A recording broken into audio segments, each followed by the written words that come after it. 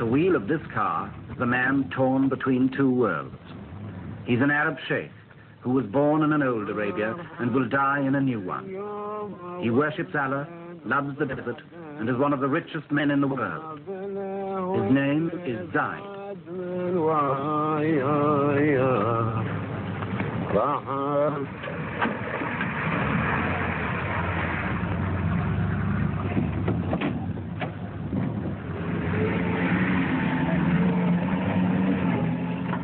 Zayed rules a little kingdom in Arabia called Abu Dhabi.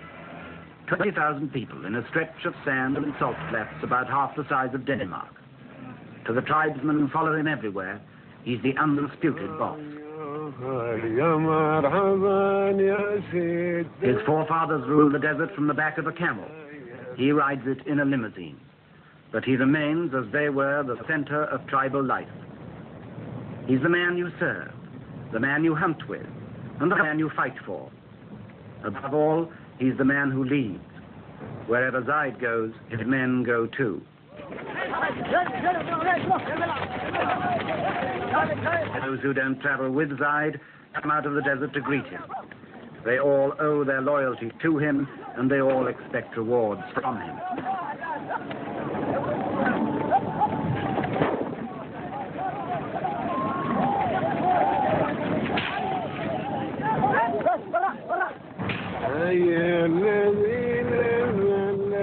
Zayd's tastes have not been influenced much by his money. He likes the simple life, to drive himself, to go hunting and camping in the desert, to be with his people, as a sheikh should be, to follow the ways of the old Arabia.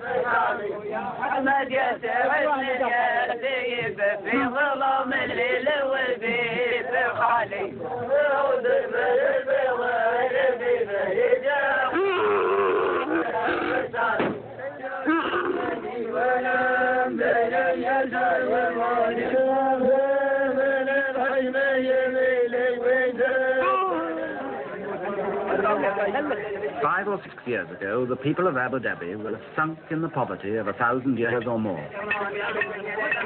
The 20th century had passed them by. Today, their ruler, Zayd, is one of Arabia's nouveau riche, who's acquired overnight a fortune from oil. His income could give $5,000 a year to every man, woman, and child in the place, enough to make Zayd a multimillionaire. Superficially, the old customs are unchanged. The tent goes up as it always did. The food is prepared as simply as before.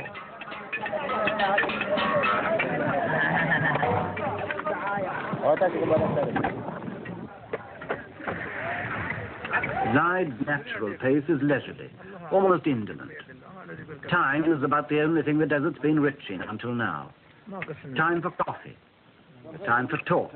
Time made into ritual from century to century, from morning till night.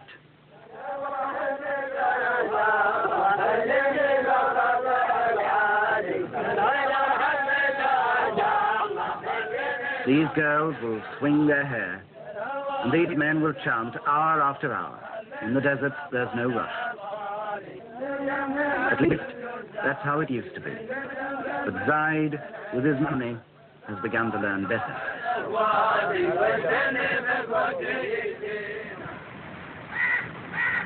In this palace in Abu Dhabi, Zayd had a brother.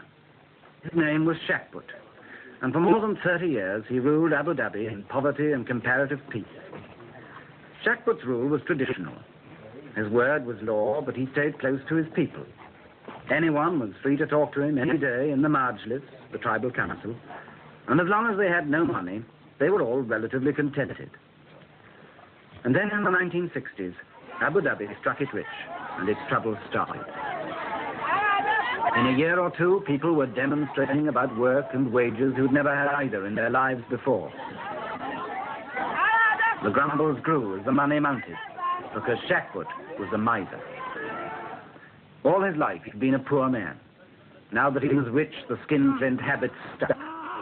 And like a man who's won a first prize in a lottery, he found his money made few friends.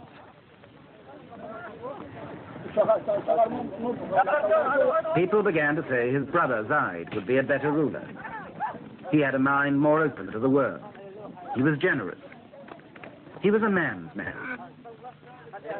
But Zayd had sworn to his mother years ago that he would never harm Shakput, and for 5 more years he stayed loyal, and the people waited.